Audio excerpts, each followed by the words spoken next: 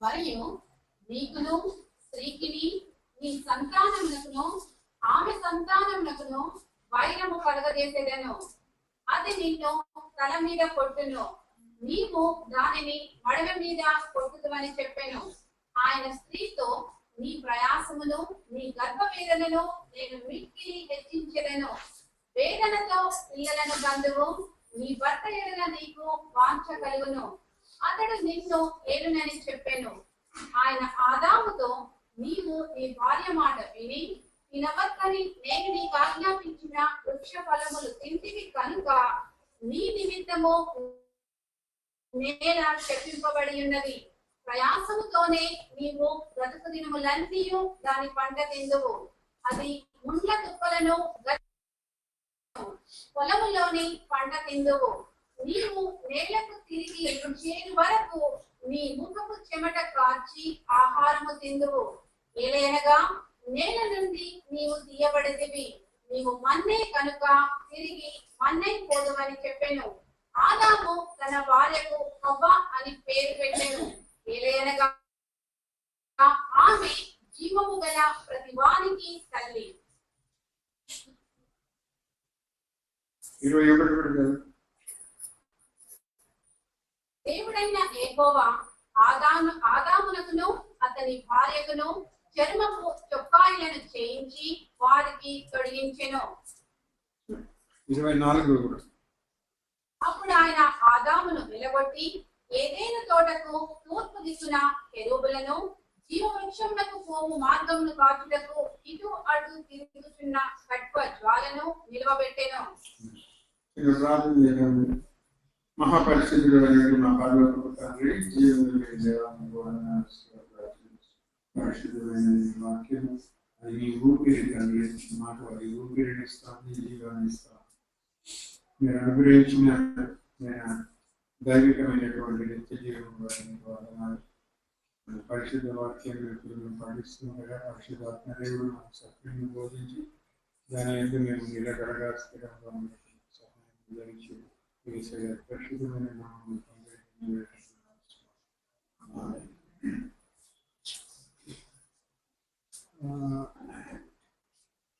కొంచెం లైట్లు ఆఫ్ చేసి మీకు క్లియర్ కనిపిస్తాను అందరికి, దూరం ఉన్న వాళ్ళకి. ఓకేనా? కనిపి వాళ్ళకి కాలు రాదు. నీకే హాయిగా చైర్ మీద కిటికీ దగ్గర కూర్చోండి. దేవుడు మానవుని జీవవృక్షం గురించి చెప్పాడు, మంచి చెడు తెలివినిచ్చే వృక్షం గురించి చెప్పాడు. దేవుడు మానవునికి ఆహారంగా ఉండాలని అనుకున్నాడు. మరి అంతేకాకుండా అందుకే ఆయన జీవవృక్షం యొక్క చెట్టును అక్కడ పెట్టాడు ఏదో. తర్వాత అక్కడ ఒక నది ఉంది. ఆ నది ఎన్ని బ్రాంచెస్ ఏమంటారు వాటిని? శాఖలుగా విడింది, 4 శాఖలు. సో 4 అనేది లోకానికి సాదృశ్యం. అంటే దేవుడు తన జీవాన్ని లోకమంతటి కూడా ప్రవహించే విధంగా దేవుడు ఒక ఏర్పాటు చేశాడు. ఎవరైతే విశ్వాసంతో దాన్ని స్వీకరిస్తారో వాళ్ళు జీవాన్ని పొందుతారు. సో దేవుడు మనకు ఆహారమే కాకుండా ఏమంటారు డ్రింక్ అంటే స్పిరిచువల్ డ్రింక్, ఆత్మీయ పానముగా ఉండాలని కోరుకుంటున్నాడు. అందుకే ఆయన యోహాను సువార్త 15వ అధ్యాయంలో అన్నాడు, ఏమన్నాడు? నిజమైన ద్రాక్షావళిని నేనే. సో నాలో నుండి జీవం మీలో ఉండి మీరు ఫలవంతులు కావాలి, నన్ను తినాలి, నా ద్వారా మీరు వాటర్ చేయబడాలి మీ జీవితం, తద్వారా మీరు ఫలించాలి. ఈ విధంగా దేవుని యొక్క ఉద్దేశం ప్రతి ఒక్క విశ్వాసీ జీవితంలో. సరే, ఇది నేను ఒకటి మర్చిపోయినా, దానికి మీరు జ్ఞాపకం చేశారు. ఇప్పుడు మనం పోయినసారి చూసినవి ధ్యానించిన కొన్ని క్లుప్తంగా ధ్యానించి మరి మనం ముందుకు వెళ్దాం. ఇవాళతో ఇది ముగించేద్దాము. ప్రభు చిత్తం అయితే వచ్చిన నెల నుండి నూతన నిబంధనలోకి వెళ్దాం.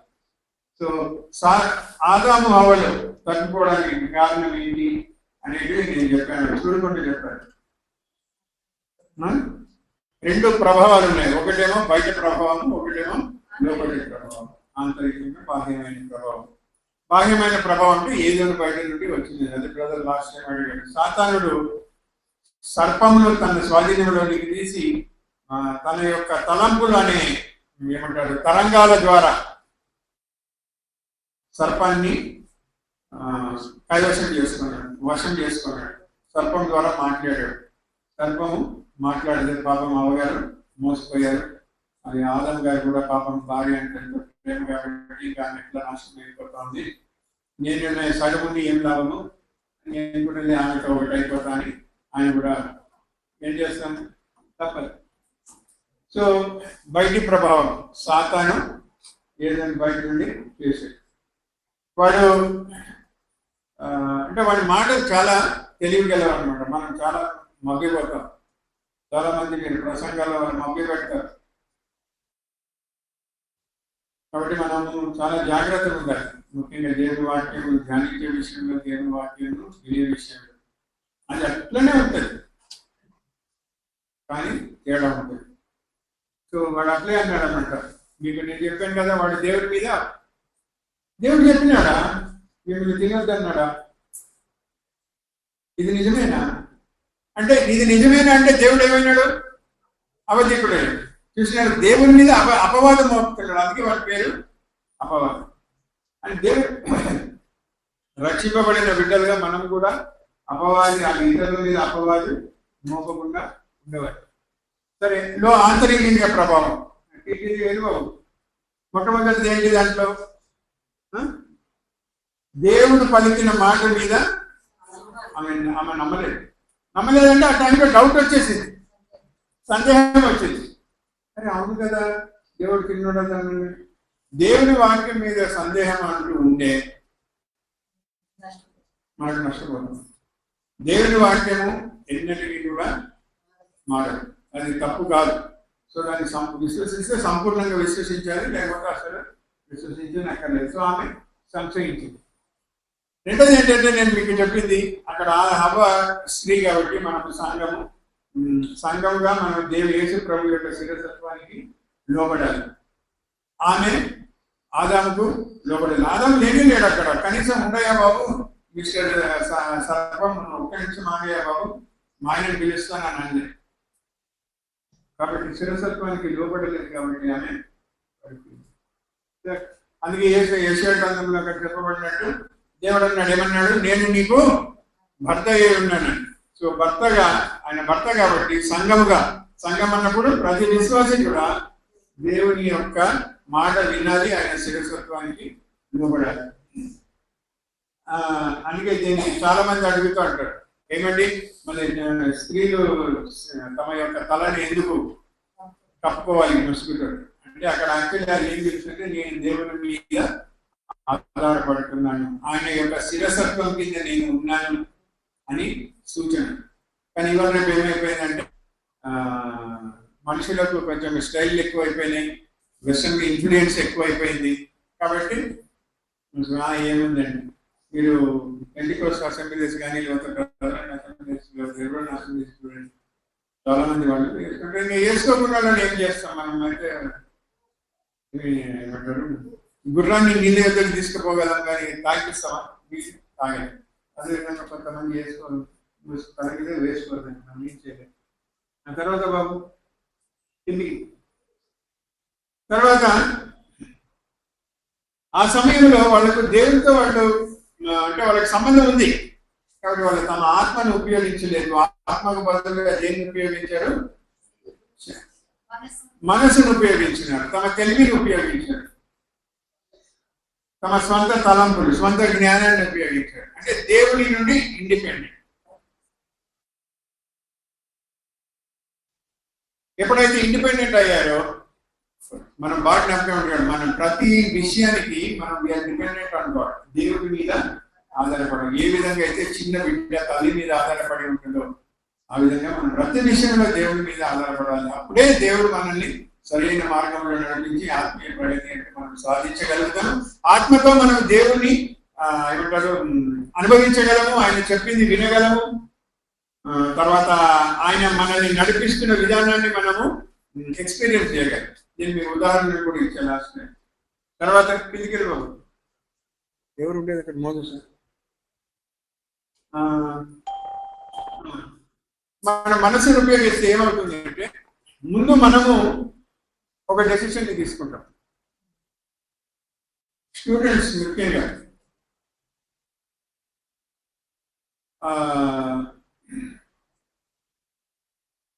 10th అయిన తర్వాత ఇంటర్మీడియట్కి పోయినప్పుడు సైన్స్ తీసుకోవాలా, maths, okay, physical science biological sciences, maths అనే దాంట్లో వాళ్ళు కొంతమంది కామర్స్ అంటారు, కొంతమంది వాళ్ళు నాకు మ్యాథ్స్ అంత రాదు కాబట్టి నేను ఇది చేస్తాను, కొంతమంది ఏం చెప్తారు ఇట్లా తీసుకుంటే బాగుంటుందని వాళ్ళ అభిప్రాయం చెప్తారు. అవును కదా అని మనం కూడా ఆలోచించి మనం మంచిది కదా అనుకోండి, చేతులు కాల్చుకుంటాం. అదే మనం దేవుని మీద ఆధారపడితే దేవుడు మనకు గైడెన్స్ ఇస్తాడు. నేను 93 జూన్లో జాయిన్ అయ్యాను. 92 ఎయిర్ ఫోర్స్ వదిలి బయటకు వచ్చాను. 93 జూన్లో నేను రైల్వేలో జాయిన్ అయ్యాను. అంతకుముందు ఈ సంవత్సరం ఒక సంవత్సరం నేను ఒక ప్రైవేట్ కంపెనీలో పనిచేసాను. 93లో మీకు చెప్పాను కూడా చాలా సార్. అప్పుడు నా జీతం 10,000. ఇప్పుడు 93 ఎంత ఉంటుంది ఇప్పుడు ఈ కాలంతో పోలిస్తే? 1,00,00,000 ఉండొచ్చు. అదే టైంలో నాకు రైల్వేలో జాబ్ వచ్చింది. అప్పుడు నా జీతం ఎంత అంటే 950 ప్లస్ పిఎఫ్ 2 కలిపితే 1,800. దాంట్లో 100 రూపాయలు పిఎఫ్ కట్ అవుతుంది, చేతికి వచ్చేది 1,600.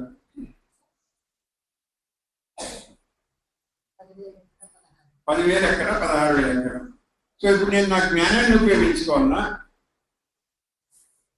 దేవుని మీద ఆధారపడాలి, దేవుని మీద ఆధారపడాలి. నేను మావిడేం చేసి ప్రార్థన,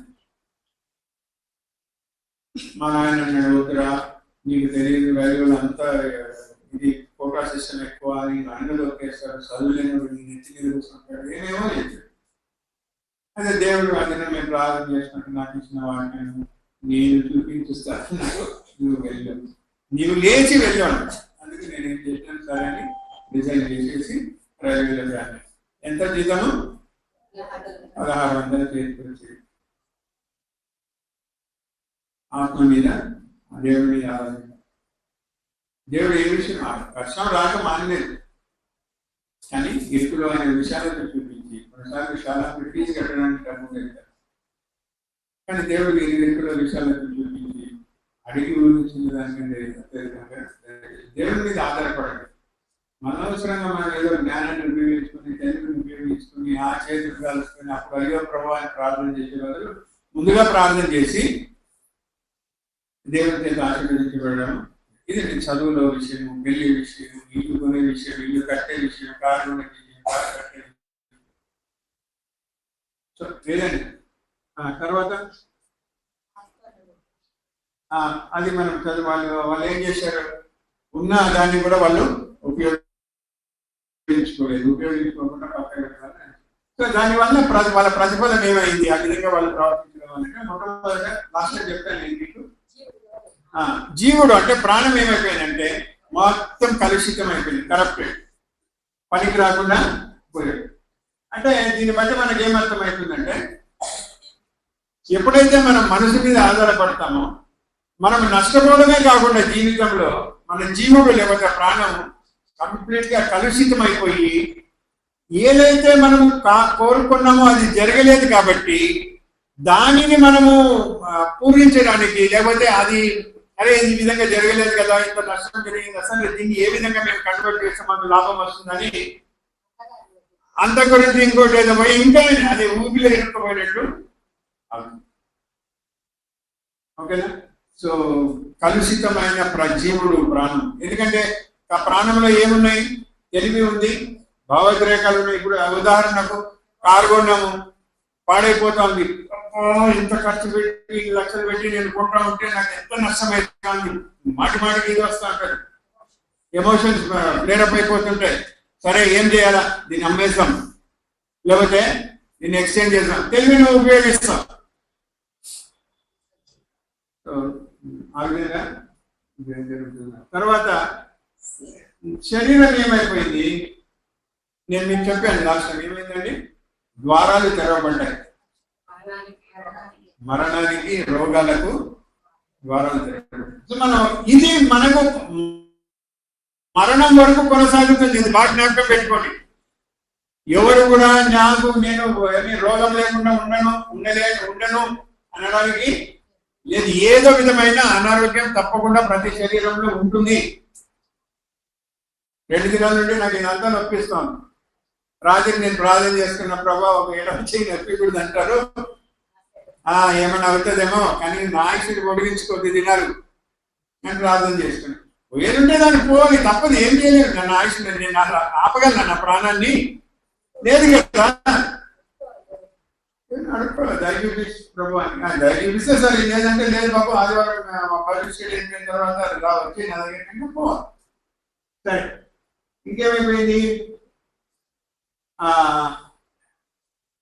ఓకే, పాపం అనే విషయంతో ఉంది కాబట్టి అనేక రోగాలకు మరణానికి ద్వారాలు తెరబడ్డాయి.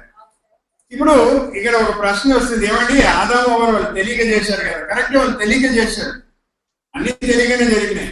మీకు చిన్నపిల్లాడు ఉంటాడు, ఆ అబ్బాయి వాళ్ళు చిన్న ఇంట్లో ఏమి తెలియదు. అక్కడ ఒక టిక్ 20 బాటిల్ ఉంటుంది. టిక్ 20 అంటే ఏం తెలుసా? విషం. అది విషం బాటిల్ ఉంటుంది.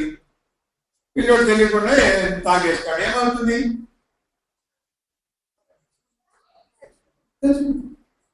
తెలియక తాగాడు కదా. అంటే తెలియక తాగినందుకు మేము ఏం చేస్తాం మరి? సో తెలియక చేసినా తెలియకపోయినా ప్రతిదానికి ఒక ప్రతిఫలము. అంతేకాకుండా వాళ్ళు ఆత్మ అనేది మరణించిందంటే అక్కడ అర్థం ఏంటంటే, సాధారణంగా మరణం అంటే అర్థం చాలా మంది ఏమనుకుంటారంటే చనిపోయినారు కాబట్టి దేనికి పనికి. మరణం అంటే బేసికల్ గా ఎడబాటు, దూరం అయిపోవడం, సపరేట్ కావడం. దేవుడు అన్నాడు, ఈ ఫలము తినమన్నా నిశ్చయంగా నీవు చచ్చదవు అని ఆదంతో చెప్పాడా? మరి ఆదం చచ్చిపోయాడా? కావలేదు, దేవుని నుండి దూరం అయిపోయాడు. సో వాళ్ళు దేవుని నుండి దూరం అయిపోయినారు, దేవుని యొక్క స్పర్శను కోల్పోయినారు. సో ఆత్మీయంగా వాళ్ళు చచ్చిన స్థితిలో ఉన్నారు. అందుకే ఎఫెసీయులకు రాసిన 2వ పత్రిక 2వ అధ్యాయం ఏం రాయబడింది? మీరు మీ యొక్క అపరాధములలో పాపములో మీరు చచ్చిన వారై ఉండగా అందరూ కూడా ఆ స్థితిలోకి ఆదాము అవ్వలేదు. స్థితి ఇప్పుడు మానవుడు పతనం అయిపోయాడు. అంటే ఆదాము, మనమేమనొచ్చు, ఆదాము తప్పు చేశాడు.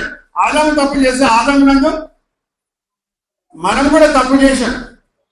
మనము ఆల్రెడీ ఆదాము నందు సృష్టించబడ్డాం. ఇది మరొకసారి జ్ఞాపకం చేస్తున్నాను. ఆదామును సృష్టించినప్పుడు ఆదాము నందు మనం కూడా సృష్టించబడ్డాము, ఆదాములో ఉన్నాము.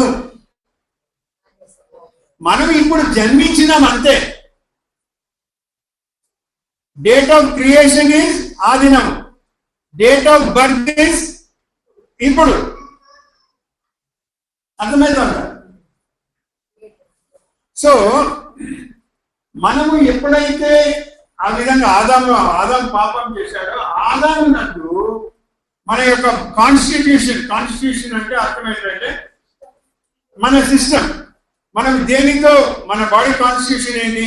మినరల్స్ ఉన్నాయి, వాటర్ ఉంది, ఇదంతా మన బాడీ కాన్స్టిట్యూషన్. సో మన కాన్స్టిట్యూషన్ ఏమైపోయిందంటే అక్కడ ఏమైపోయిందండి? సర్పము యొక్క స్వభావంలోనికి వచ్చింది కాబట్టి దాని లోపల ఏమైపోయింది? పాయిజన్ అయిపోయింది. ఎట్లయితే తెల్లని పాలలో ఒక 4 చిక్కటి కాఫీ చుక్కలు వేస్తే అది ఏమైపోతుంది? తెల్లగానే ఉంటుందా? రంగు మారుతుంది కదా. అదే విధంగా ఏమైపోయింది? సర్ప స్వభావం అనేది మనలోనికి వచ్చింది. మన అందరికీ ఉంది సర్ప స్వభావం. లేదు అని మాత్రం అన్నది. రక్షింపబడిన వాళ్ళు మాత్రం డంగాలు కొట్టగానే నేను దేవదూతలు వచ్చే వరకు ఆ సర్ప స్వభావం ఉండని ఉంటుంది. అది అప్పుడప్పుడు గుసలు కొడుతూ ఉంటుంది. ఎప్పుడు అలా గుసలు కొట్టినప్పుడు మనం ఏం చేయాలి అంటే, ప్రభువా ఇది గుసలు కొడుతూ ఉంది, సర్పాన్ని నువ్వు ఎక్కడ దాన్ని చిందు కొట్టావు? సిలువలో చింత కొట్టావు కాబట్టి ఈ సిలువ కార్యం నాలో జరిగించు అని మనం ప్రభుత్వ విశ్వాసంతో ఏడుకున్నప్పుడు సర్పం గుసలు స్వర్ణము గుసలు కొట్టడం మానేస్తుంది. ఇప్పుడు మత్తయి సువార్త 7వ అధ్యాయం 17 నుండి 18 చదవమ్మా తొందరగా. అలాగనే ప్రతి మంచి చెట్టు మంచి ఫలములు ఫలించును. ఆ. పనికిమాలిన చెట్టు కాని ఫలములు ఫలించును. మంచి చెట్టు కాని ఫలములు ఫలింపనేరదు. పనికిమాలిన చెట్టు మంచి ఫలములు ఫలింపనేరదు. సింపుల్. మనలో ఇప్పుడు పాప స్వభావం ఉంది కాబట్టి మన ఫలవాలన్నీ కూడా ఎలా ఉంటాయి? పాపకు సంబంధించిన ఫలం. కొన్నిసార్లు మంచి చెట్టులో కూడా కొన్ని పనికిరాని ఫలాలు వస్తుంటాయి. అంత మాత్రాన చెట్టు చెడ్డది కాదు. దీనిలోనికి సరి అయిన పోషక పదార్థాలు వెళ్ళలేదు కాబట్టి అది ఆ విధంగా తయారైంది. అదే విధంగా మనము కూడా దేవునిలో ఉండి దేవునిని ఇతరులు పాట పాడము నడిపించుకున్నా దాంట్లో ఒక ఇది ఏమంటారు, ఒక చరణం ఉంది. ప్రభు మార్గము విడిచి తిని ప్రార్థించుట మాని తిని ప్రభు వాక్యము మరచి తిని. సో నేను ప్రార్థన మానేసినాను, ఏమంటారు వాక్యం చదవడం మానేసినాను, మరి నాలో జీవం ఎట్లా వస్తుంది? కాబట్టి నేను ఫలమే కానీ పనికిరాని అంత మాత్రాన చెడ్డది కాదు. ఇప్పుడు మనలో సర్ప స్వభావం ఉంది కాబట్టి సర్ప స్వభావం చెడు స్వభావం ఏం చేస్తుందంటే చెడు ఫలాలు తీసుకొని వస్తుంది. అందుకే బయట మనం చూస్తాం ఎన్నో. కానీ ఆ సర్ప స్వభావం ఉన్న చోట దేవుని జీవము అంటే ఒక యాంటీడోట్. ఒకరికి కాటేస్తే యాంటీ వెనం ఇంజెక్షన్ ఇస్తారు. అదేవిధంగా దేవుని యొక్క జీవము మనలోనికి వచ్చింది కాబట్టి పరిశుద్ధాత్మ దేవుడు మన ఆత్మతో జోడించబడ్డాడు కాబట్టి తిరిగి మనము దైవికమైన జీవమును పొంది ఆ యొక్క సర్ప స్వభావానికి విరుద్ధంగా ఒక పోరాటము జరుగుతూ మెల్లిమెల్లిగా మనము ఆత్మీయంగా ఎదుగుతాం. చిన్నపిల్లడు లేస్తాడు, నడవడానికి ప్రయత్నించి పడతాడు. అదేవిధంగా మనం కూడా. కాబట్టి పడిపోయినంత మాత్రాన జీవం లేదని కాదు. అందుకే పౌలు గారు అన్నాడు, వెనకున్న వాటిని మరిచి తప్పులు జరిగి ఉండొచ్చు, ప్రభు దగ్గర క్షమాపణ చెప్పుకొని ఒప్పుకొని క్షమాపణ అడిగి సమకూర్చబడి తిరిగి ముందుకు పోవాలి. అంతే. గురి ఉంది ఒకటి, మనకి గురి వద్దకే పోవాలి, వేరే మార్గం లేదు. తర్వాత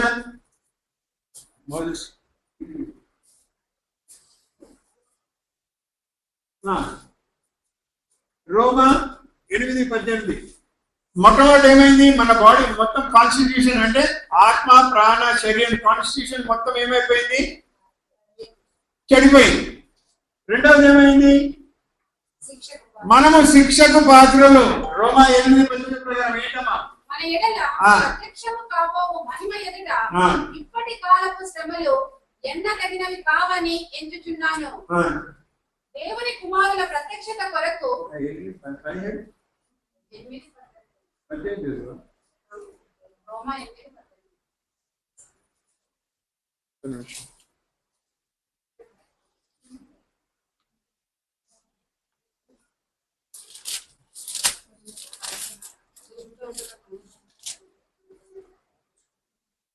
ఎనిమిది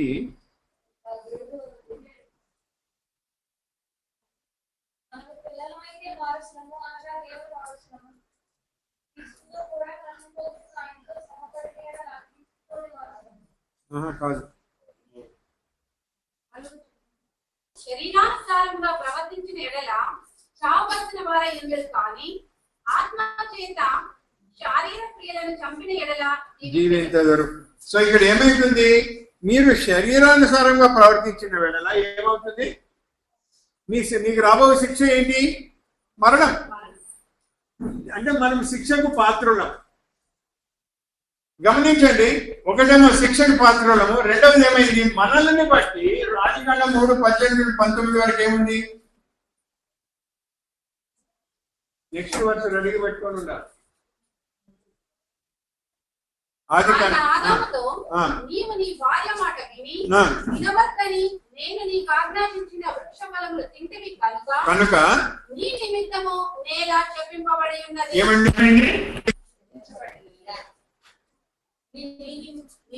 నీ నిమిత్తము, నిన్ను బట్టి అంటే మనము చేసిన దానిని బట్టి శాపం ఎవరికి వచ్చింది? నేలకు వచ్చింది. దాని యొక్క అందుకే నేల శపింపబడింది కాబట్టి ఈనాడు రాను రాను తక్కువైపోయింది. మొన్న అన్ని వరదలు వచ్చి పంటలన్నీ కొట్టుకుపోయాయి. భూమి యొక్క సారం కోల్పోయింది. కారణం ఎవరు? అసలు నేను అనుకుంటాను, ఒక విశ్వాసి అయిన రైతు మరి తాను పొలం దున్నుతున్నప్పుడు ఇదే జ్ఞాపకం పెట్టుకుంటాడు. ఆనాడు ఆదాము వలన, లేకపోతే నా తండ్రి అయినటువంటి ఆదాము వలన ఇవాళ నేను ఇంత కష్టపడాల్సి వస్తుంది. ఇంత కష్టపడినా కూడా పంట చేతికి వస్తుందో రాదు. ఎందుకంటే దేవుడు మొట్టమొదటి నిర్ణయించింది ఏంటి? మానవుడు ఏం తినాలని. అంతకుముందు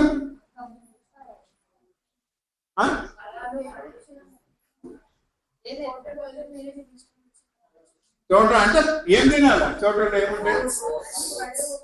దాని మీద ఒక మనిషి జీవించాలి. యాక్చువల్ దేవుడు నిర్ణయించింది.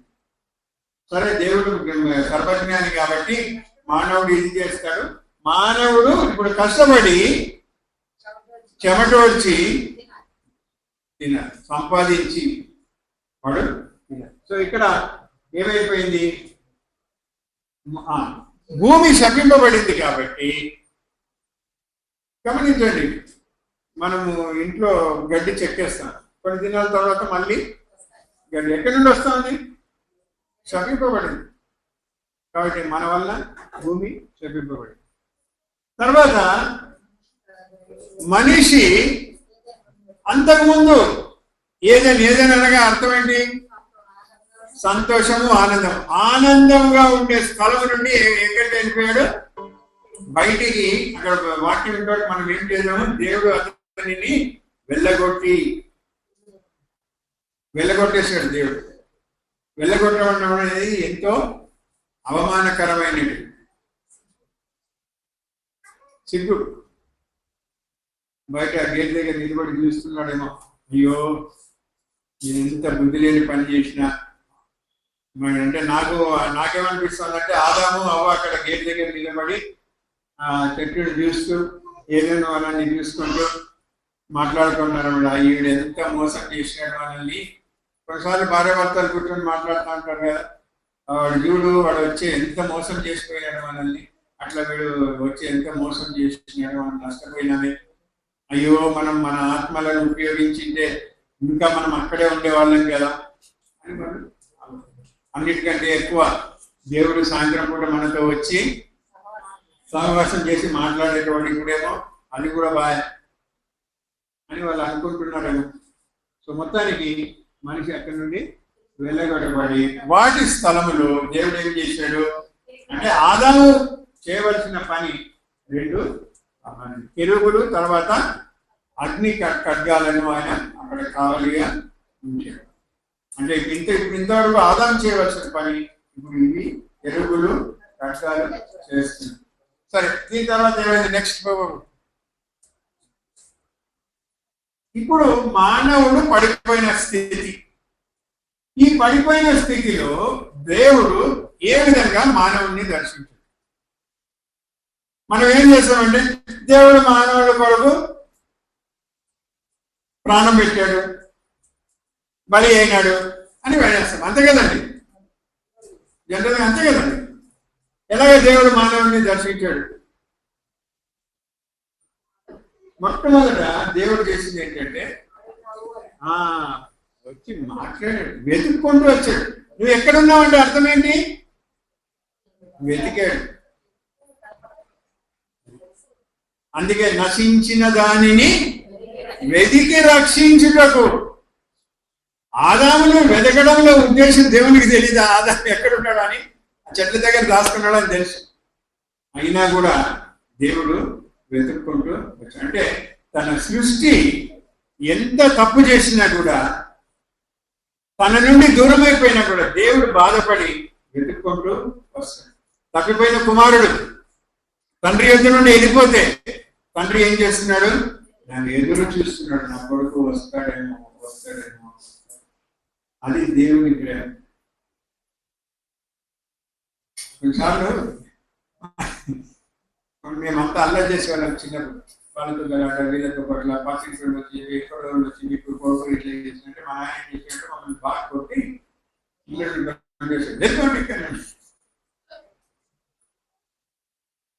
ఒక అర్ధ గంట తర్వాత మళ్ళీ వెతికి వాళ్ళ ఇంటికి పోయి అడిగారు, ఏమో ఇక్కడికి వచ్చినారు నా కొడుకు. వెతికి వచ్చింది. తర్వాత వాళ్ళని కనుగొన్న తర్వాత దేవుడు ఏం చేశాడు? ప్రశ్నలు అడిగాడంటే అక్కడ ఒకటి గమనించాలి, మాట్లాడాడు, సంభాషించాడు. ఇప్పుడు నేను మీ నుండి దూరం అయిపోయినా లేదా మీరు నా నుండి దూరం కొన్ని పరిస్థితుల వల్ల మనం కలిసినప్పుడు ఏం చేస్తాం? సాధారణంగా మానవుడు ఏ స్థితి చూసి చూడనంటే వెళ్ళిపోతాం. అవునా? చూసి చూడండి. కానీ ఏం చేస్తున్నాడు? ముఖాముఖం మాట్లాడటం మొదలు పెడుతుంది. ఆయన అడిగాడు, ఆయన స్టార్టెడ్. అందుకే ప్రతిదీ కూడా దేవుని యొద్ద నుండి ఒరిజినేట్ అవుతుంది. ప్రేమ దేవుని యొద్ద నుండి, రక్షణ దేవుని యొద్ద నుండి, ప్రశ్నలు అన్ని ఆయన ఇస్తున్నదే, ఆయన యొద్ద నుండే వస్తుంది. ఏది మన దగ్గర నుండి మనం ఉంటాం. మనం అనుకుంటాం మేము దేవుడికి ఇది చేసినాం, 10:30కు మేము ఆరాధనకి వెళ్ళాం, చాలా సంతోషిస్తాం.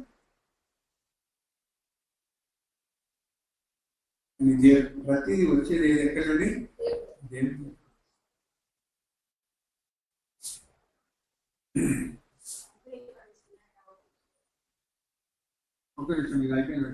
సో ఆయన సంభాషణ చేయడంలో ఉద్దేశం ఏంటి అంటే, వాళ్ళతో ఫస్ట్ తప్పు చేసినవాడు ఎప్పుడు కూడా తల వంచుకొని ఉంటాడు. కాబట్టి తప్పు చేయని వ్యక్తి ప్రేమలో వాడిని సంజాయించి గుంజరించి భూమిలేరనేది తప్పైపోయింది. కానీ ఇక్కడ దేవుడు నీది తప్పైంది అని చెప్పలేదు. వాళ్ళు ఒప్పుకోవాలి, వాళ్ళు సరిచేయబడాలి. సో దేవుడు మనల్ని ఎదుర్కొంటూ వచ్చే ఉద్దేశం ఏంటి? మనిషి నశించిన దానిని వెతికి రక్షించడానికి. నేను నశించిపోయినానని గ్రహించి రక్షించబడడానికి దేవుడు మనతో మాట్లాడతాడు.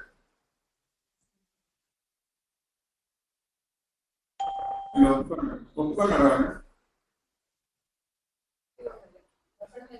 ఒకరి మీద ఒకరు ఏం ఆదామా ఇట్లా చేస్తే అంటే నేనేం చేయాలి దేవా? ఏమ్మా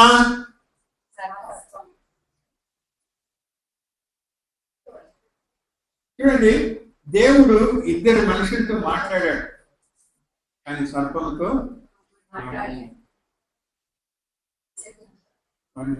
సర్పాన్ని ఏమైనా చెప్పించాడు?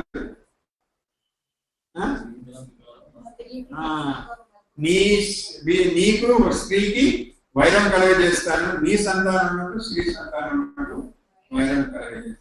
ఓకే, ఠీకే. ఆ స్త్రీ ఏంటి, స్త్రీ సంతానం ఏంటి మనం ముందు చూద్దాం. ఇప్పుడు నీ డౌట్ ఏంటి?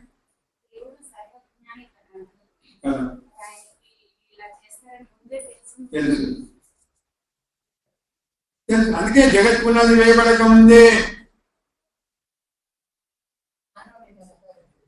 దేవుడికి తెలుసు కాబట్టి జగత్ పునాది వేయబడక ముందే సిద్ధపరచబడిన దేవుని గొర్రెపిల్ల సిద్ధంగా ఉంది. మానవుడు తప్పు చేస్తాడు, సాధారణ వాడు శోధిస్తాడు. తన జ్ఞానంలో తెలిసి ముందుగానే తన కుమారుడిని ఆయన సిద్ధపరిచి ఉంచాడు. ఆ సమయంలో దేవుడు ఆయనను లోకాన్ని భావించాడు.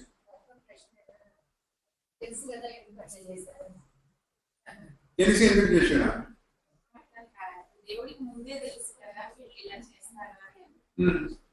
తెలుసు.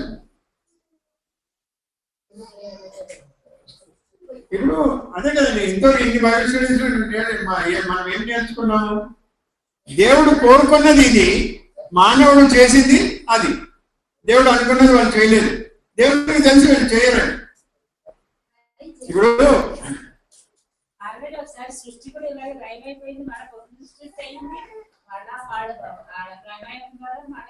ఇది ఇట్లా అవుతుంది.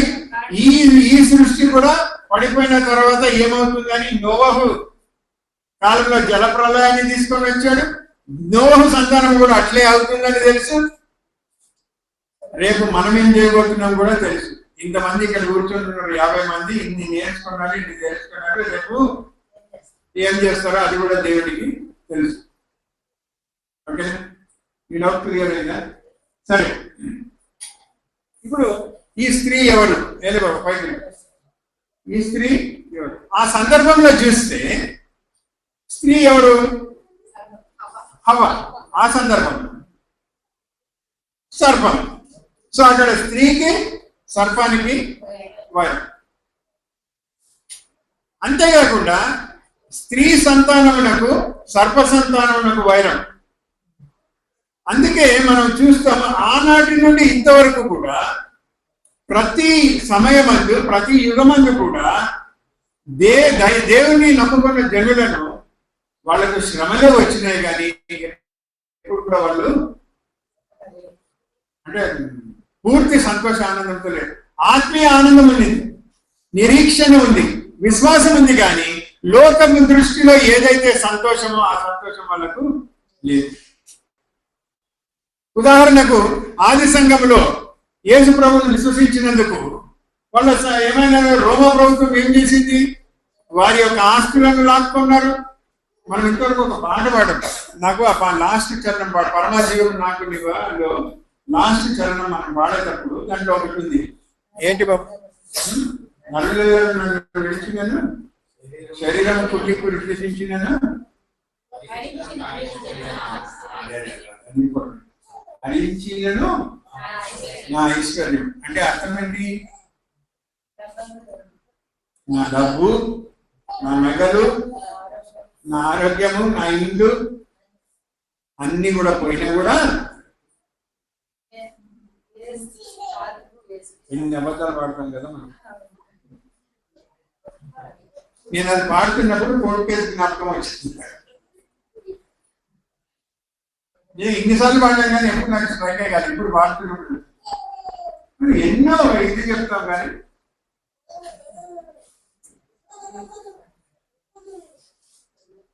సో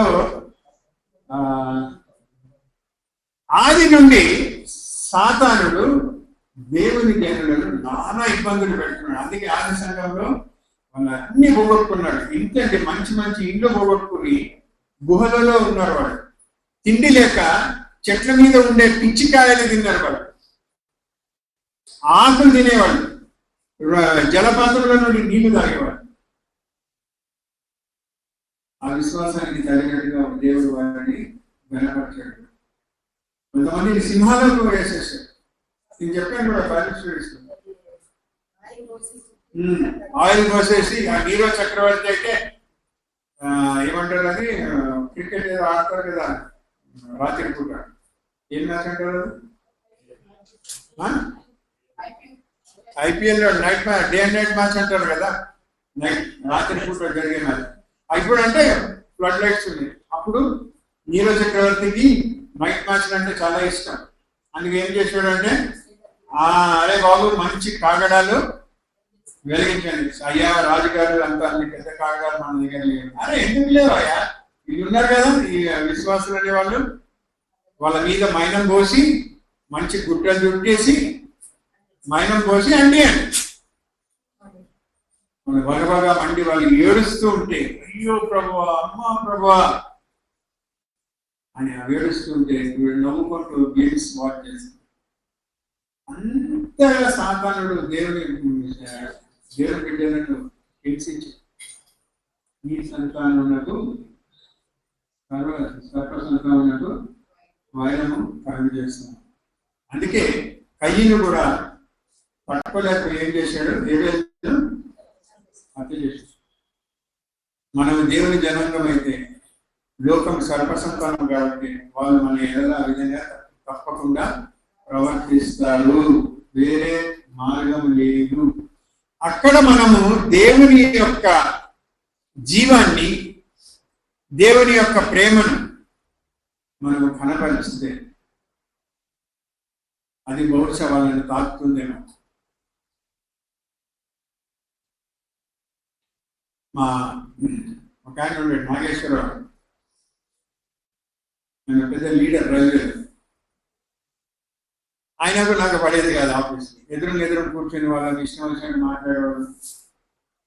నేను కూడా పట్టనట్టు ఉండేవాడిని. పొద్దున పాపం వాళ్ళ భార్య చనిపోయింది. ఆయన కొంచెం 4 దినాల నుండి ఆఫీస్కి రాలేదు. ఎందుకు ఆయన రాలేదు అని నేను ఆరాధిస్తారే వాళ్ళ భార్య బాగలేదంటే సీరియస్ ఉందంట. సో నేను 4th డే ఎవరో చెప్పారు వాళ్ళ ఆవిడ చనిపోయింది. నేను వెళ్ళాను, అప్పుడే సెలవు పెట్టి మార్నింగ్ వాళ్ళ ఇంటికి వెళ్ళి ఇంకా నార్మల్ కదా కండోలెన్సెస్ ఆయన పోయి ఆయన చేయబడుకొని కండోలెన్సెస్ చెప్తే ఆయన అయితే అప్పుడు ఏడ్చేసాడు. వారం దినాల తర్వాత ఆఫీస్కి వచ్చాడు. లీడర్ కదా, అందరి ముందు అంటున్నాడు, ఇంతమంది నా దగ్గర సహాయం పోయినాడు, ఇక వాడు ఏ చెడ్డమంటే తెచ్చాడు, ఈయన కొడుకులు ఒక్కరు నా దగ్గరికి రాలేదు, బాగాలేదు. ఇదిగో నేను ఆయన ఇన్ని తిట్లు తిట్టేవాడిని, నా భార్య చనిపోతే ఆయన దగ్గరికి వచ్చి ఆదరణకరమైన దేవుని ప్రేమను దేవుని దివాన్ని కనపడితే అవి తాకబడతాయి, లేకపోతే మన పని మనం చేసిన తాకపడకపోతే మన పని కాదు. సో చెప్పదలుచుకున్నది ఏమన్నా దేవునికి మహిమ వస్తుందంటే. సో ఇక్కడ మనం ఏం చేస్తున్నాము, యేసు ప్రభు ద్వారా రక్షింపబడిన జనాంగం అంతా కూడా దేవుని జనాంగం. సో ఈ జనాంగము ఈ సర్ప సంతానం సాతాను సంబంధికులు, అంటే ఎవరైతే రక్షింపబడలేదో వాళ్ళందరికీ ఎప్పుడు కూడా భూమిలో మనం ఆఖరి వరకు ఈ శత్రుత్వం ఉండేది. అయితే ఇక్కడ స్త్రీ సంతానము అంటే ఒక విధంగా దేవుని యొక్క జనాంగం. ఇంకొక మీనింగ్ ఏంటి అంటే, ఇప్పుడు ఏదో ఒకటి ప్రకటన 12వ అధ్యాయంలో ఈ యొక్క స్త్రీ సంతానం గురించి మనకు కొన్ని విషయాలు అర్థమైంది.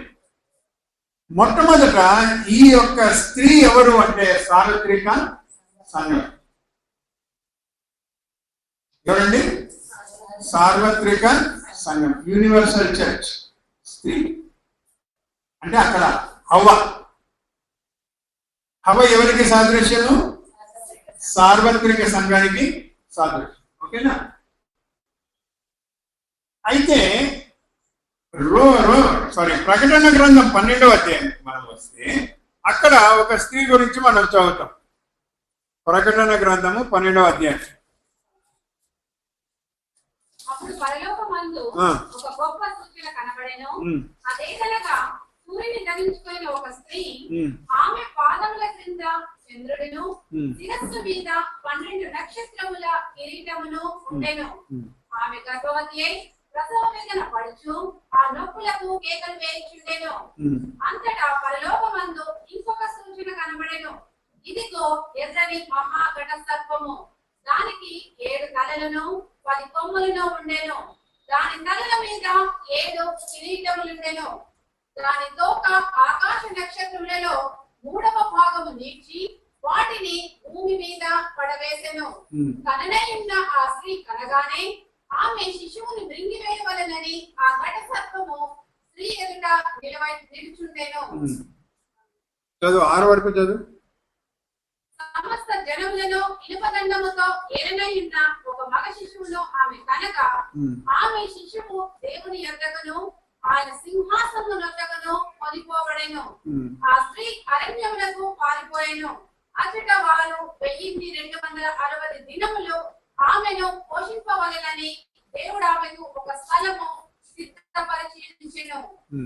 సో ఇక్కడ 4 ముఖ్యమైన విషయాలు చెప్పబడ్డాయి. ఇక్కడ యోహాను భక్తుడు, అపొస్తలుడైనటువంటి యోహాను పత్మస్ ద్వీపంలో మరి తాను అంటే సమాజం నుండి వెలువైపడ్డాడు, ఒంటరిగా అక్కడ ఉన్నాడు. ఎందుకు? దేవుడి యందు విశ్వాసం ఉంచడం వల్ల.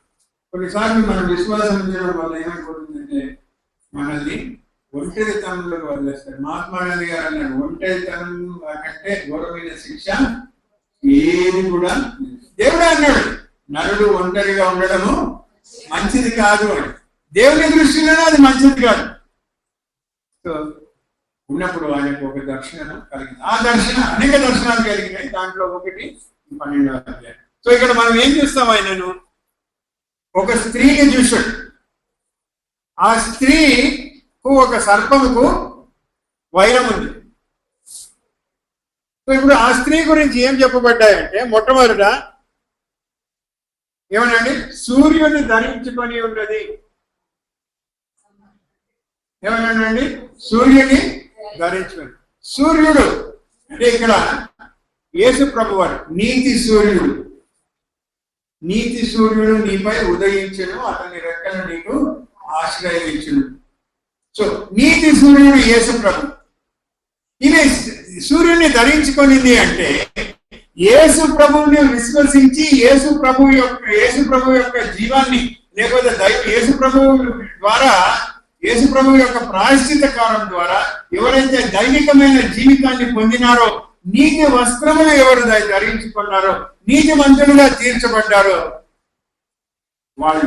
స్త్రీ ఆమె సూర్యుని ధరించుకునింది అంటే నూతన నిబంధనకు సంబంధించిన విశ్వాసులు. తర్వాత చంద్రుడు కూడా ఉన్నాడు. అయితే యేసు ప్రభు వారు రాకముందు ఇశ్రాయేలీలు అని వాళ్ళు కూడా దేవుడి జనులు కదా, అబ్రహామును దేవుడు పిలిచాడు కదా. సో అక్కడ కూడా దైవజనులు ఉన్నారు. వాళ్ళకు నీతి సూర్యుడు ఇంకా వెలగలేదు. వాడు చంద్రునికి సాదృశ్యం. ఆమె చంద్రుని మీద నిలబడి ఉంది. ఎందుకంటే చంద్రుడు వెలుగు కావాలి అంటే, చంద్రుడు వెలగాలి, చంద్రకాంతి కావాలి అంటే ఏం కావాలి? సూర్యుడి కాంతి కావాలి. సూర్యుడు లేకపోతే చంద్రుడు ఎక్కడ వస్తాడు కదా. అదేవిధంగా క్రీస్తు లేకుండా వారికి ఎట్లా నీతి అనేది వస్తుంది? క్రీస్తు లేకుండా రక్షణ అనేది ఎలా వస్తుంది? క్రీస్తు లేకుండా వాళ్ళు నీతిమంతులుగా ఏ విధంగా తీర్చబడతారు? కాబట్టి వాళ్ళు పాత నిబంధనకు సంబంధించిన దేవుని యందు భయభక్తులు కలిగిన ఇశ్రాయేలు. 12 నక్షత్రాలు కూడా ఉన్నాయి. వీళ్ళంతా కూడా ఆది కాలంలో ఉన్న మన పాట్రియార్క్ అంటే అబ్రహాము, హానోకు దేవునితో నడిచాడు. అబ్రహామును దేవుడు పిలిచాడు. మోషే, వీళ్ళందరూ కూడా నక్షత్రం. తర్వాత ఏమైందట? 2, 3 అయిపోయింది చెప్పేసాను. 4వది ముఖ్యమైనది ఏంటంటే ఆమె గర్భిణి అయి ప్రసవ వేదన పడుతుంది. ఇప్పుడు ఆమె ఏమైపోయిందంటే గర్భం దాల్చింది, ప్రసవ వేదన పడుతుంది. అంటే ప్రాణము పోయే పరిస్థితి. ఎవరు బిడ్డనా తల్లి? తల్లి ఎవరికి సాదృశ్యము? సార్వత్రిక సంఘం. అంటే సార్వత్రిక సంఘము ఇవాళ ఈ ప్రసవ వేదన అనుభవిస్తా ఉంది. అందుకే సంఘాల మీద దాడులు, చర్చిలలో దూరి కొట్టడాలు. ఎవరికి తెలుసు? ఎవరైనా వచ్చి మనల్ని కొట్టాలి కదా, తప్పదు. ప్రసవ వేదన పడతా ఉంది ఆమె. అలా అమెరికాలో, ఇంగ్లాండ్ దేశాలు, ఇవన్నీ క్రైస్తవ దేశాలు. అవన్నీ క్రైస్తవ దేశాలు కాదండి, క్రైస్తవులను ద్వేషించే దేశాలు. దొంగను ఎప్పుడు కూడా నువ్వు దొంగ అంటే ఇష్టం ఉండదు. అదేవిధంగా వాళ్ళందరూ పాపంలో ఉన్నారు కాబట్టి అయ్యా మీరందరూ పాపలు, మీరు రక్షించబడండి అంటే వాళ్ళకి ఇష్టం లేదు.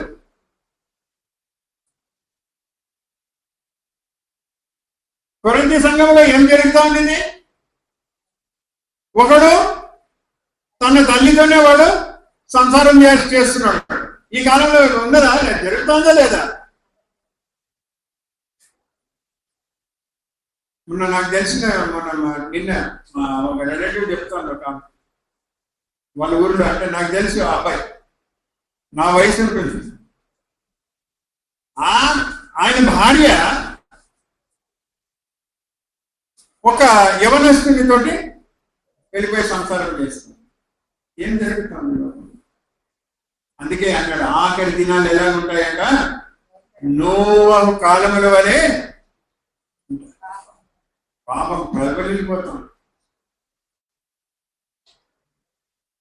సో ఈ వాతావరణంలో ఉన్న వాళ్ళు, ఈ సార్వత్రిక సంఘము అనే స్త్రీ వాళ్ళకు నచ్చదు కాబట్టి ఆమెను ఏం చేస్తున్నారు? వాళ్ళు హింసిస్తున్నాడు, రాచి రంపన పెట్టుకున్నాడు, ప్రసవ వేదన అనిపిస్తా ఉంది సంఘం ఇవాళ.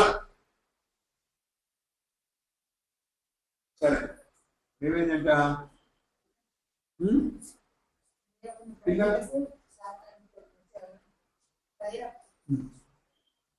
ఇప్పుడు నేను ఇక్కడ కొద్దిగా కామ పెడతాము, ఇంకొక విషయం చెప్పి మళ్ళీ దీనికి వస్తాం.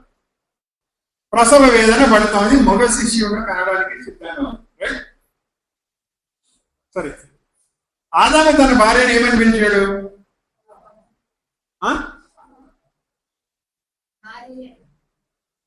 ఇప్పుడు దేవుడు అని తీసుకున్నాడు, బాబు ఎందుకో నేను నీకోసం ఏమంటారు, నువ్వు ఒకటిగా ఉండడం చూడలేక నీకోసం నేను తయారు చేసి తీసుకుని వచ్చినాను అంటే ఆదాము ఏం పేరు పెట్టాడు? నా ఎముకలలో ఎముక, నా మాంసంలో మాంసం అన్నాడు. ఆమె పేరు పెట్టలేదు. దేవుడు అన్నాడు మరణంలో నుండి తీయబడినాడు కాబట్టి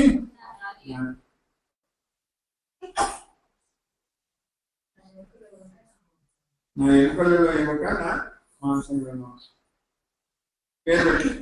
మరి పేరు ఎప్పుడు పెట్టాడు ఆమెకి? 20వ వచనంలో చెప్పాడు.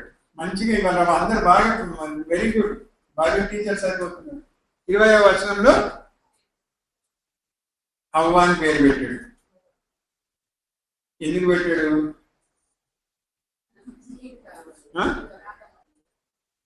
యాక్చువల్లీ ఏంటంటే దేవుడు మొట్టమొదటి ఏం చెప్పినాడు?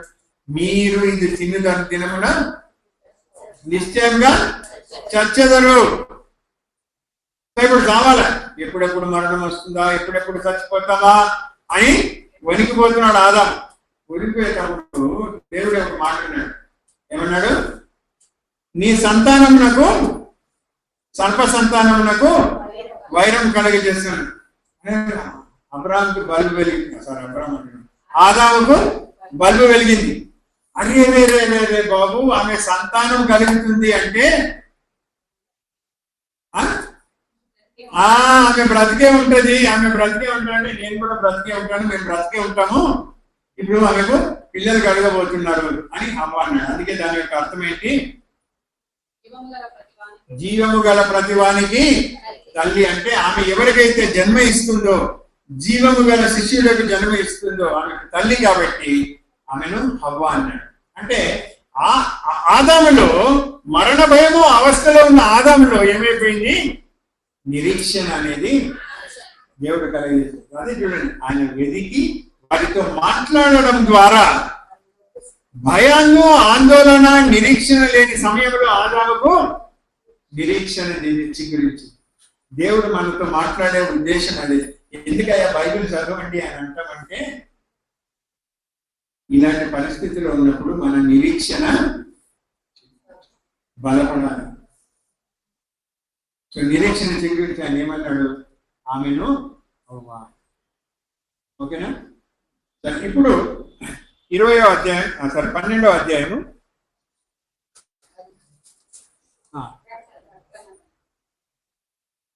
15వ వచనంలోకి ఆదికాండ 3:15 వస్తారా?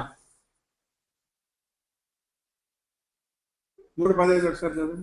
మరియు నీకును స్త్రీకిని నీ సంతానమునకును ఆమె సంతానమునకును వైరము కలగజేసేదనని, అది నిన్ను కలగజేసేదను, అది నిన్ను తల మీద కొట్టును, నీవు దానిని మడమ మీద కొట్టుదమని చెప్పాను.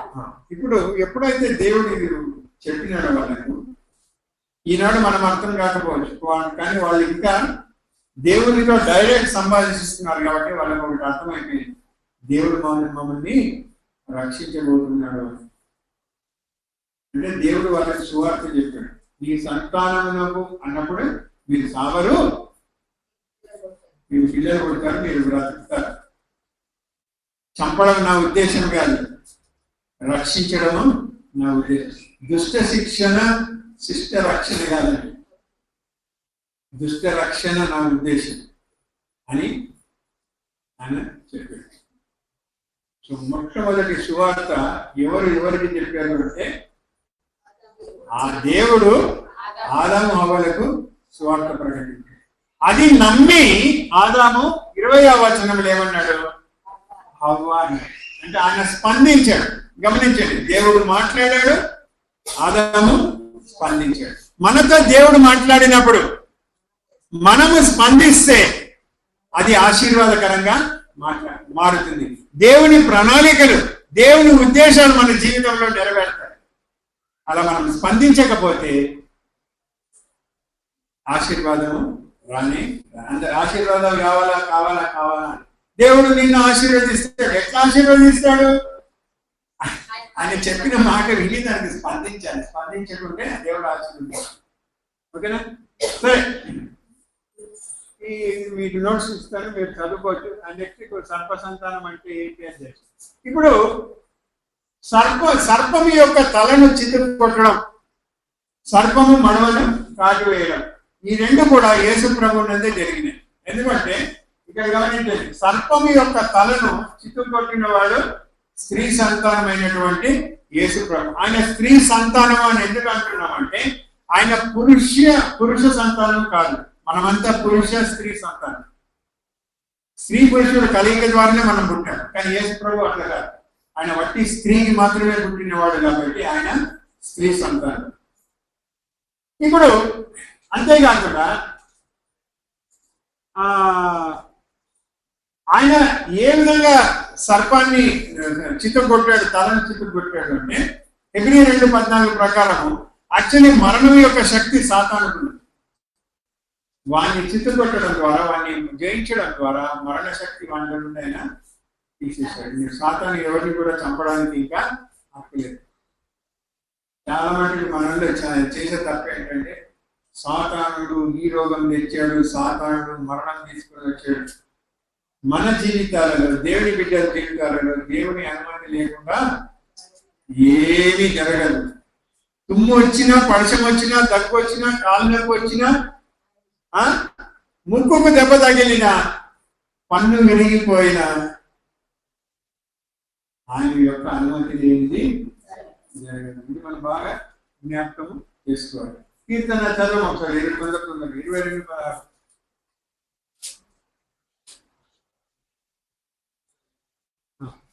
కుక్కలు నన్ను చుట్టుకొని ఉన్నవి, దుర్మార్గులు గుంపు కూడి నన్ను ఆవరించి ఉన్నారు, వారు నా చేతులను నా పాదములను పొడిచి ఉన్నారు. ఇదండి అది ప్రవచనము. అది యేసు ప్రభు నందు నెరవేరింది. చదువుకోండి, మీకు అర్థమైంది. తర్వాత ఇప్పుడు మనం మెయిన్ దానికి వస్తున్నాం. ఈ యొక్క కీర్తన 2:8-9 అక్కడ ఏం రాయబడిందంటే దేవుని చేత, తండ్రి అయిన దేవుని చేత అభిషేకింపబడిన కుమారుడైనటువంటి యేసు ప్రభువు ఏం చేస్తాడంట, ఇనుప దండముతో భూమి మీద ఉండే ప్రతి రాజ్యంలో ఆయన పరిపాలన చేస్తాడు, ఆయన ఏలుతాడు. ఇప్పుడు ప్రకటన 12:5 ఒకసారి చదవండి.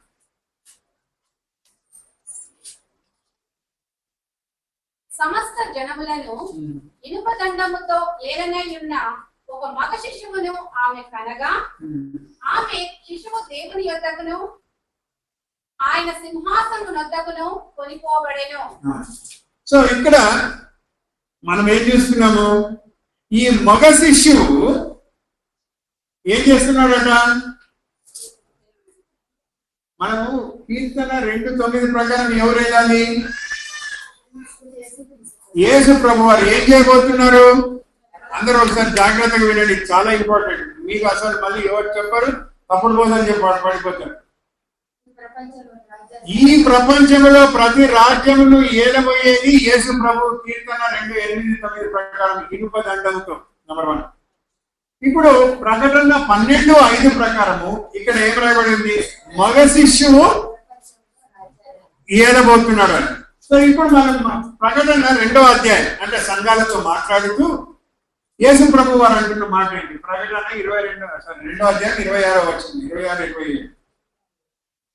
నేను తండ్రి వలన అధికారము పొందినట్టు జయించుచు అంతము వరకు నా క్రియలు జాగ్రత్తగా చేయువానికి జనుల మీద అధికారం ఇచ్చెదను. అతడు ఇనుప దండముతో వారిని కేలును, వారు కంబరమాను పాత్రల వలె పగలగొట్టబడుదురు. చూడండి, ఇప్పుడు ఏమంటున్నాడు, యేసు ప్రభు సంఘాలతో మాట్లాడుతున్నాడు. వాక్యం ఏం చెప్తాంది, యేసు ప్రభు ఏలబోతున్నాడు అని. ఇది అర్థం చేసుకోవడానికి ప్రయత్నం చేయండి. యేసు ప్రభు ఏమంటున్నాడు? అది ప్రత్యేకంగా ఉంది అక్కడ. ఎవరికి? జయించు వారికి నేను అధికారం ఇవ్వబోతున్నాను. తండ్రి నాకు అధికారం ఇవ్వబోతున్నాడు. జయించు వారికి నేను అధికారము ఇస్తాను. అంటే ఈ మూడు కలిపి మనం చదివితే ఇక్కడ రాయబడి ఈ మూడింటిని కలిపితే పైకి వెళ్ళి బాబు కొద్దిగా ఏ పునరుత్థానుడైనటువంటి అభిషేకింపబడినటువంటి యేసు ప్రభు వారు ప్లస్ జయించు విశ్వాసులు ఇద్దరు కలిసి వాళ్ళు ఏం చేస్తారంట? భూమి మీద రాజ్యాలను పరిపాలిస్తారు. ఈనాడు నేను చెప్పులు కుట్టుకునేవాడినండి, నిజమే. కానీ ఒక దినం నీవు ఇనుప దండముతో రాజ్యాలను పరిపాలిస్తావు యేసు ప్రభువుతో పాటు. అందుకే ఆయన రాజులకు రాజు, జయించేవారు రాజులు. ఇక్కడ మనము అనడానికి నాకు కొంచెం భయంగా ఉంది. ఎందుకు కండిషన్ ఏంటి? జయించేవారు మాత్రమే. అందుకే సార్వత్రిక సంఘము ఆ స్త్రీ, జయించేవారు మగ శిష్యుడు. అర్థమైందా? ఎంతమందికి అర్థం కాదు? పుట్టబోయే బిడ్డ, శ్రమల ద్వారా పుట్టుతున్న బిడ్డ జయించేవారు, శ్రమలలో పుట్టినవారు జయించేవారు.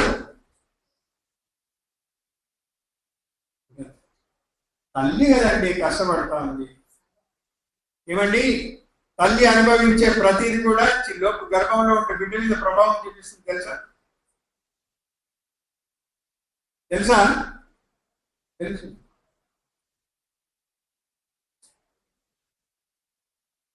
ఒక ఆవిడ ఇంట్లో ఒక ఫోటో ఉందండి. ఆ ఫోటోలో ఒక ఆయన ఉంగరాల జుట్టు, చాలా తెల్లగా ఉన్నాడంట.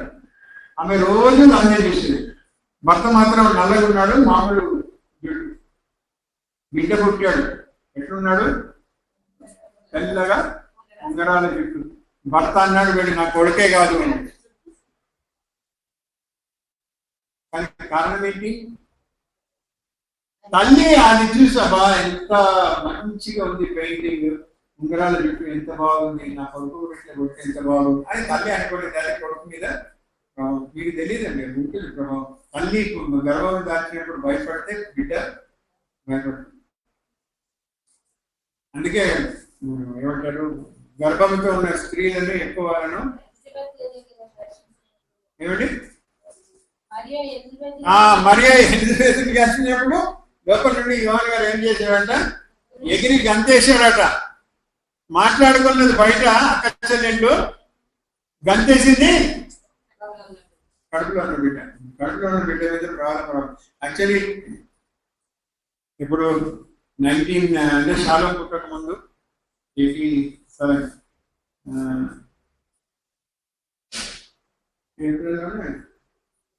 నేను ఇంకా సిస్టర్ ఇద్దరు నేను భూటానికి వెళ్ళి నేను స్కూటర్ మీద వస్తున్నాను. ఇద్దరు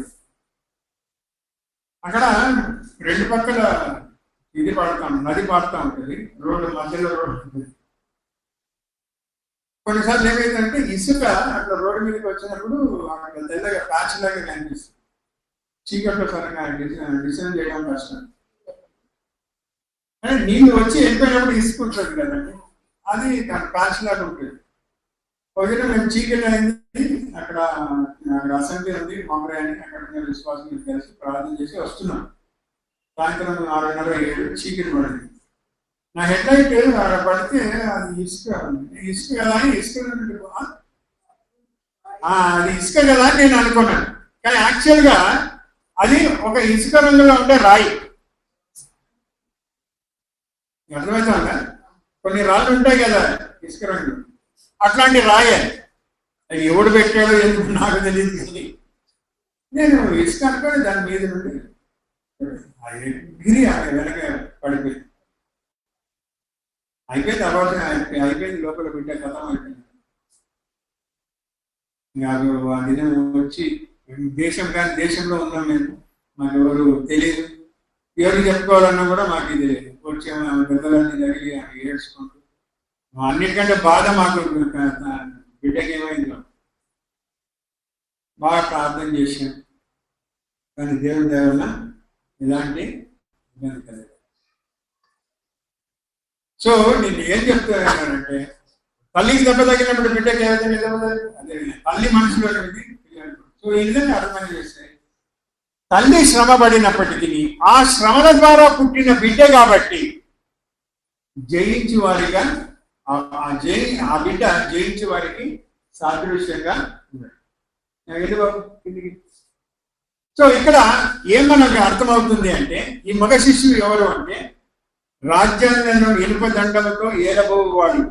యేసు ప్రభువు ఏలబోతున్నాడు, జయించి వాడు కూడా ఏలబోతున్నాడు. సో ఈ మగ శిష్యుడు ఎవరయ్యా అంటే యేసు ప్రభు ప్లస్ జయించి వారు యొక్క మిశ్రమం.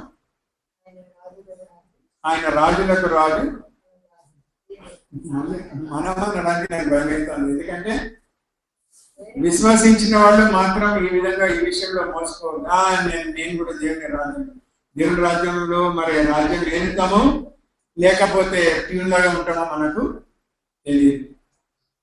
కాబట్టి రాజులుగా ఉండాలి అంటే జయించి వారిగా ఉండాలి అంటే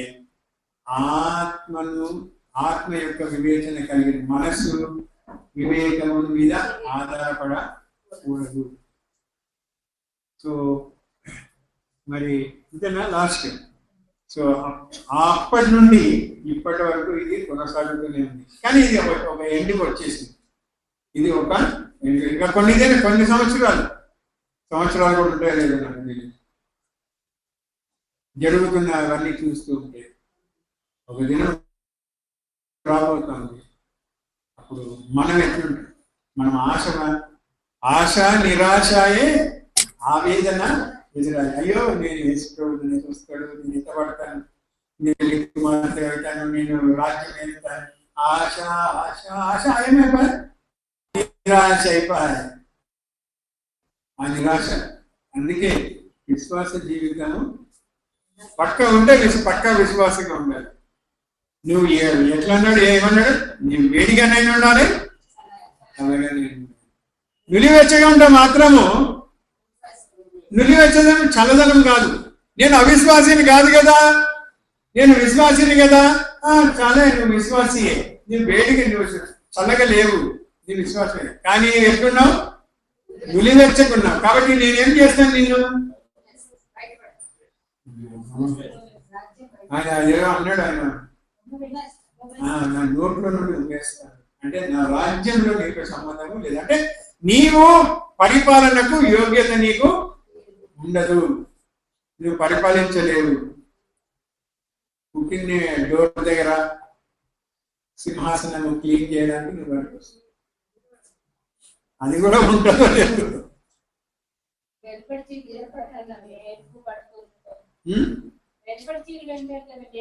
అదే అంటే ఇప్పుడు ఏమైపోతుందంటే వాళ్ళు ఆ మహిమలో పాల్గొందరు కాబట్టి వెలుపటి చీకటి అంటే అర్థం ఏంటి? కరెక్ట్ సిస్టర్ ఒక మంచి ప్రశ్న. వెలుపటి చీకటిలోకి వెళ్తారు. వెలుపటి చీకటి అంటే అర్థం ఏంటంటే మహిమ లేని స్థలము. అంటే ఆ మహిమ ఆ యొక్క పరిపాలనలో భాగం ఉండదు కాబట్టి మనం అక్కడ కూర్చొని ఏడుస్తూ పళ్ళు కొట్టుకుంటూ జుట్టు వీక్కుంటూ నాకు జుట్టు లేదు కదా అనడానికి లేదు, అప్పుడు జుట్టు ఉంటూనే ఉంటుంది. సో మనము పళ్ళు కొట్టుకుంటూ ఏడుస్తూ ఉంటాం. సో అలాంటి పరిస్థితి రాకుండా ఉండాలి అంటే ఇప్పుడే మనము సిద్ధపడాలి. సరే, తప్పు చేయని వారు లేరు, ప్రతి మనుషులు తప్పు చేస్తే శరీర నియమంలో పాప నియమం ఉంది కాబట్టి శరీరంలో చేస్తాం. ఇప్పటికైనా ప్రభు దగ్గర వచ్చి క్షమించమని అడిగి సరిచేయబడి అన్ని విషయాలలో ప్రభు మీద ఆధారపడి, ప్రభు ఇక్కడ నేను మీ మీద ఆధారపడతాను, ఏం చేస్తే అది చేస్తాను, నాకు ఇష్టం లేదు నేను చేయను అని ప్రభు దగ్గర ఉడంబడిగా చేసుకుని దాని ప్రకారం మనం నడిస్తే జయించు వారిని మనం కూడా కాబట్టి అది మన యొక్క ఆదాముకి ఏ విధంగా అయితే అవ్వ మాట విని నిరీక్షణ వచ్చిందో మనకు కూడా దేవుడి వాక్యం ద్వారా ఒక నిరీక్షణ ఉంది. ఆ నిరీక్షణ దయచేసి పోగొట్టుకోదండి. దేవుడు ఇచ్చిన అవకాశాన్ని దయచేసి పోగొట్టుకోవద్దండి. అవకాశం మళ్ళీ ఉంటుందో లేదు, చెప్పడానికి నేను ఉంటానో లేదు, వినడానికి మీరు ఉంటాడో లేదు.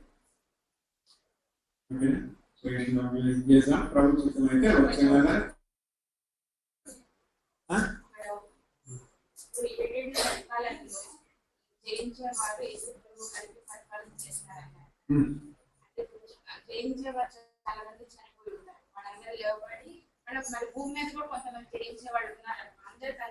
అవును, వాళ్ళు ఎంత పడతారు కదా. తెస్సలోనికీయులకు రాసిన పత్రికలు ఏం రాయబడింది? మొదట మృతులైన వారు మొదట లేకుడు. సో జయించి ఉండి చనిపోయిన వాళ్ళు యేసు ప్రభు వచ్చినప్పుడు వాళ్ళు లేస్తారు. బ్రతికున్న వాళ్ళు ఎత్తబడతారు. ఇద్దరు కూడా మధ్యాకాశంలో కలుసుకుంటారు. మధ్యాకాశంలో ఏమవుతుంది? క్రీస్తు యొక్క న్యాయపీఠం దగ్గర విచారణ జరుగుతుంది. ఆ క్రీస్తు న్యాయపీఠం దగ్గర మనము జీవించిన విధానాన్ని బట్టి మనకు బహుమానాలు, మహిమ అనేది ఇవ్వబడుతుంది. నా పేరు మహిమ కదా అనుకోండి, నీకు మహిమకి ఉంటుందో లేదో తెలియదు. అర్థమైనా?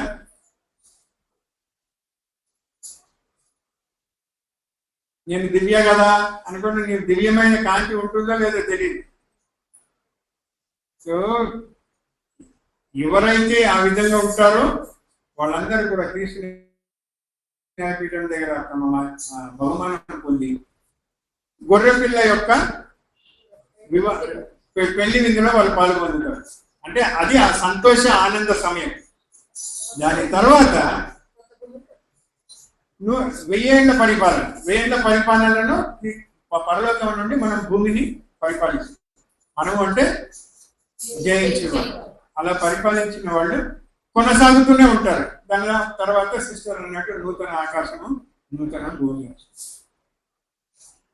సో ఈ కొద్ది సంవత్సరాలు బ్రతికినన్ని కొన్ని సంవత్సరాలు మనం ప్రభు మీద ఆధారపడే నమ్మకంగా ఉంటే మనము నిత్యత్వానికి ఎలక్షన్లు ఉండవు, మినిస్టర్స్ మాత్రం ఉంటుంది. మీరు ఒకటి నాకు చెప్పండి, కిరీటాలు ఎవరెవరికి ఉంటాయి? చాలా మంది చూసి పాత కథలు, పాత ఫిలిమ్స్ చూసింటారు కదా. కిరీటాలు ఎవరెవరికి ఉంటాయి? రాజుకు ఉంటాయి. ఇంకా ఆయన తన రాణిని మర్చిపోడు.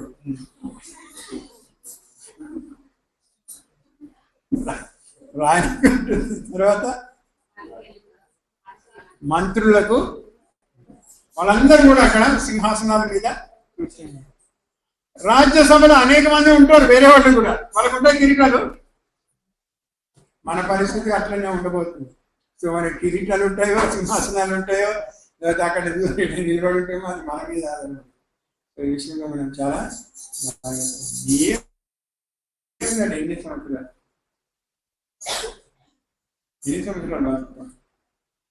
ఏది శాశ్వతం కాదు, అశాశ్వతమైన ఈ యోగంలో శాశ్వతమైన.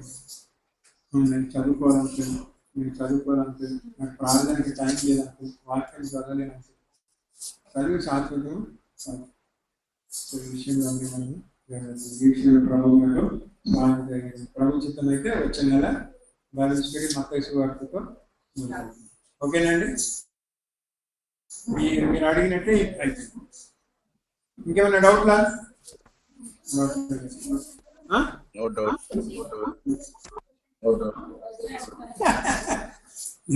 నేనే మర్చిపోయా. Excellent sir. అవ్వకు జీవం ఆత్మ, అవ్వకు ఆత్మ ఎక్కడి నుండి వచ్చింది? మనందరికీ ఆత్మ ఆదామే చెప్పాడు ఎక్కడి నుండి వచ్చింది. నా ఎముకలలో ఎముక, నా మాంసంలో మాంసము. ఎముకలో ఏముంటుంది?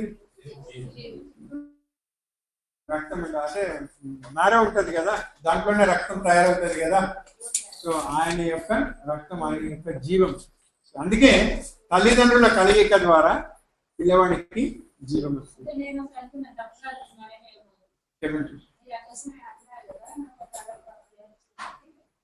ఆదాము అప్పుడు పాపం చేయలేదు కదండి, పక్క నుంచి తీసినప్పుడు అప్పుడు ఆత్మ చచ్చిపోలేదు కనుక అదే ఆత్మ అదే అంటే అప్పుడు ఆయన ఓకే, అది మీరు చెప్పింది కరెక్టే. అంటే దానిని దీనికి జోడించండి. తన యొక్క పాపము లేని రక్తం కదా, పాపం లేని ఎముకలు, పాపం లేని శరీరంలో నుండి చేయబడింది అంటే ఆయన ప్రతిరూపం. సో దానిలో నుండి ఆత్మ వచ్చింది. వాళ్ళు పాపం చేసినప్పటికీ కూడా దేవుడు వాళ్ళకి ఏం చేశాడు? 21వ వచనంలో చదివాం కదా, వాళ్ళకు చర్మపు ఆల్రెడీ చెప్పాడు, నేను మీకు విమోచన కలగజేయబోతున్నాను. కాబట్టి ఈ ప్రోజని అనేది అంటే రీక్రియేషన్ అనే శక్తి మానవుడికి దేవుడు ఇచ్చాడు. అందుకే స్త్రీ పురుషుడు, అందుకే ఆయన అన్నాడు మీరు ఫలించి అభివృద్ధి చెందండి, ఈ అన్ని నా యొక్క శక్తి నేను మీకు ఇచ్చేసాను. అది ఆదాము హవ్వ నిర్మించబడినప్పుడు అది ప్రకటించబడింది. ఆదాము హవ్వల ద్వారా అది మిగతా జనాంగంలో ప్రకటించింది. అందుకే ప్రాణం ఉన్నప్పుడు ఊపిరి ఉంటుంది, ఊపిరి నాసిక రంధ్రంలో ఉంటుంది. యోబు అంటాడు నరుని యొక్క ఆత్మ వాని నాసిక రంధ్రంలో ఉంది అని. అది నాకు దేవుడిచ్చి ఆ ఆత్మకు ఇప్పుడు ఆత్మ అనేది ఒక మనిషి రక్షించబడకపోతే ఆత్మ ఆరిపోయిన స్థితిలో ఉంటుంది. నేను మీకు ఒకసారి చెప్పాను, జ్ఞాపకం ఉందో లేదు.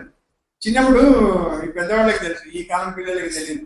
చిన్నప్పుడు ఒక పాట ఉండేది, అడుగడుగున గుడి ఉంది, అందరిలో ఒక గుడి ఉంది, ఆ గుడిలో ఒక దీపం ఉంది, అది దైవం అని ఒక పాట ఉండేది.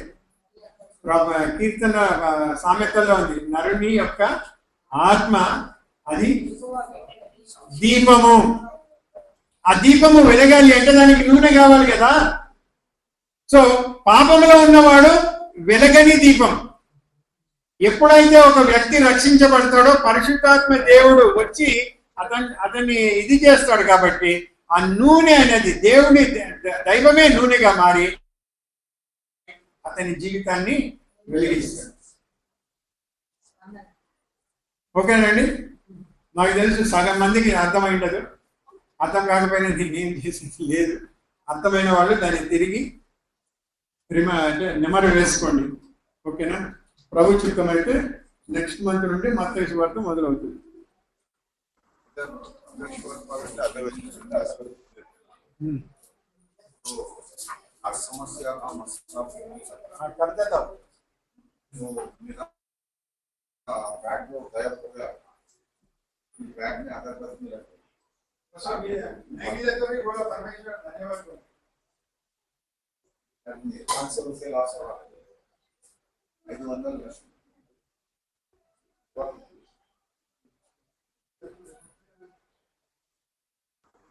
అంతా అర్థమైంది sir.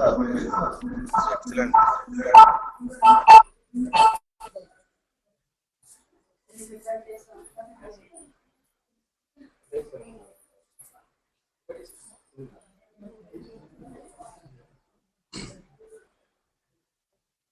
Thank you brother. Announcement చూసుకుందామండి. సోమవారం నుండి శనివారం వరకు ఉదయం 5 గంటలకి ప్రార్థన ఉంటుంది. మంగళవారం, గురువారం, శనివారం రాత్రి 8 గంటలకి స్త్రీల కూడిక, బుధవారం రాత్రి 7:30 గంటలకి సంఘ ప్రార్థన, శుక్రవారం రాత్రి 7:30 గంటలకి బైబిల్ స్టడీ. వచ్చే ఆదివారం 6వ తారీఖు ఉదయం 9:30 గంటలకి మళ్ళీ ఇక్కడ కూడుకుంటాం. వచ్చే ఆదివారం సహోదరుడు చిన్న కొండం వాళ్ళు భోజనం ప్యాకెట్స్ అందజేస్తున్నారు. వాళ్ళ ప్రేమను మనతో పంచుకోవాలని వచ్చే ఆదివారం భోజనం ప్యాకెట్లు అందజేయబడతాయి. ఇప్పుడు పిల్లల పాట అయిన తర్వాత చంటి బ్రదర్ ముగింపు. ఒకటే చెప్పాను, ఒకటే మొదలుపెట్టాను.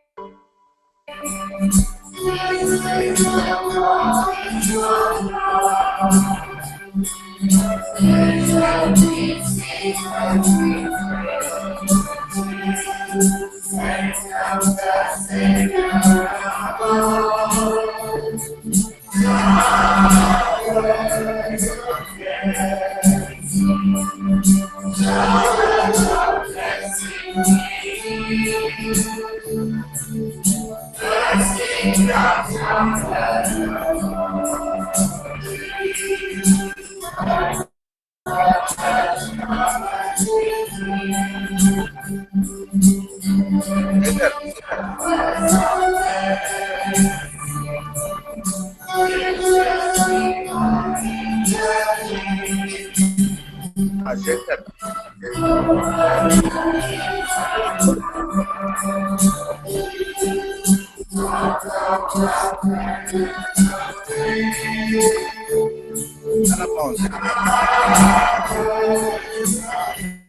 చాలా బాగుంటుంది.